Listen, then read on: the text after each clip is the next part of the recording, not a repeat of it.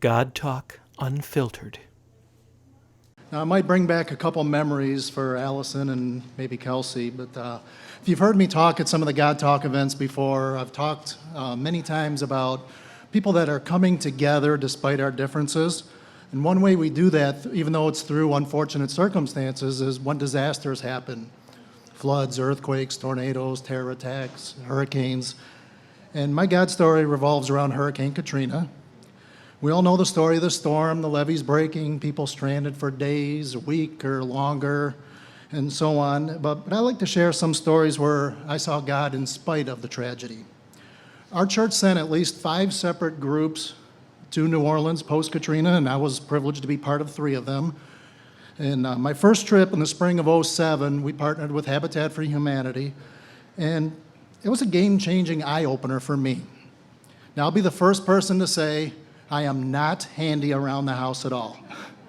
I used to joke with my wife saying, I can't fix anything around the house for my family, but I can travel 1,000 miles away and build a house for total strangers.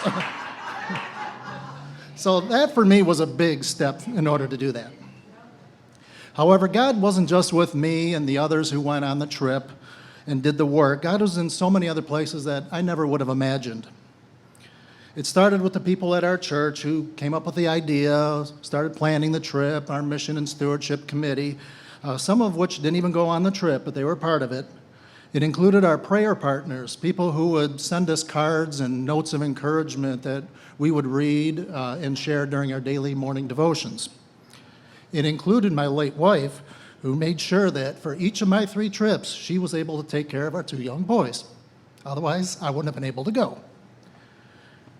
One year we decided to rent a vehicle because the person who was supposed to drive totaled his truck 2 days before we were scheduled to leave. So when the rental car company found out what we were up to, they decided they are going to upgrade us to a minivan at an already discounted price. That way we could help take luggage down for the people who flew and they wouldn't have to worry about checking bags and such. But as you might expect, a lot of the finding God came in New Orleans itself. My first full day there, we met a grandmother whose grandchild was saved by a firefighter. They were famously pictured in a national magazine with a picture of the firefighter cradling the little baby that was hungry, dehydrated, and he was walking through probably waist-deep water to get the baby to safety.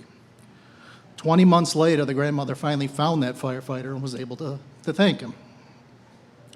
One night, there was an elderly couple who was telling their story, how they were trapped in their home in the 9th Ward. It was one of the hardest hit areas. And they said they tried repeatedly, desperately, yelling for help, hoping that they could be heard. No one heard them. After a day or 2 or 3, I don't remember exactly how long, and they're close to giving up, the wife started singing Amazing Grace. The rescuers heard that. So they were able to hear her, save her, and pull her and her husband from the house and take them to safety. Though we didn't actually meet any of the rescuers, I can't not acknowledge their bravery and their God-given strength in order to save lives, despite many of them working many, many hours, being very tired, hungry, and some of which lost their homes as well, too. One year we worked in a place called Musicians Village. This was an area in the upper 9th Ward that was created by Harry Connick Jr. and Branford Marsalis. That way they could have a neighborhood where local musicians could have affordable housing and help preserve the city's great musical heritage.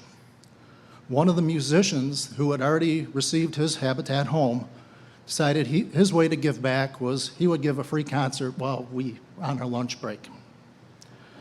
Our host at St. Charles Presbyterian Church displayed so much of God's love and with their commitment, both financially and personally, to fund and host volunteers every week for several years. There was Jim. He was a retired chef. He volunteered to make meals for 15 to 20 people 3 nights a week for years. There was a woman who made homemade pralines, a city favorite, and she would give them to the volunteers. She would even make them in advance and have someone deliver them when she would go on vacation just so she could do that for the volunteers. There was a woman named Olivia and her husband named Archie who donated homemade jambalaya to the volunteers. Some of you may know their kids, Peyton and Eli, Super Bowl MVPs. There were church families that one night per week welcomed volunteers, mind you, total strangers from all across the country and different parts of the world, welcomed them into their homes for a home-cooked meal and offered their stories and their gratitude for helping the city that they love. There was an elderly man who approached another man in our group. But he was at the store, he was in his work overalls and was buying some beverages. And the man came up to him and said, "I know why you're here, and I just want to say thank you." There was a young lady in her maybe early to mid-20s who would drive by the building where we would stay and where we would partake in those beverages on the porch.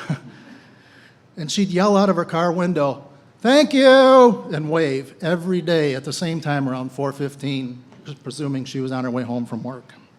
I know there are so many other instances and stories where God was alive in an extremely difficult time for so many, but I think you can get the idea that it was and still is, in my mind, in so many more places than many of us would even imagine. It's just a shame that it often takes a disaster or a tragedy for many of us, including myself, to remember that.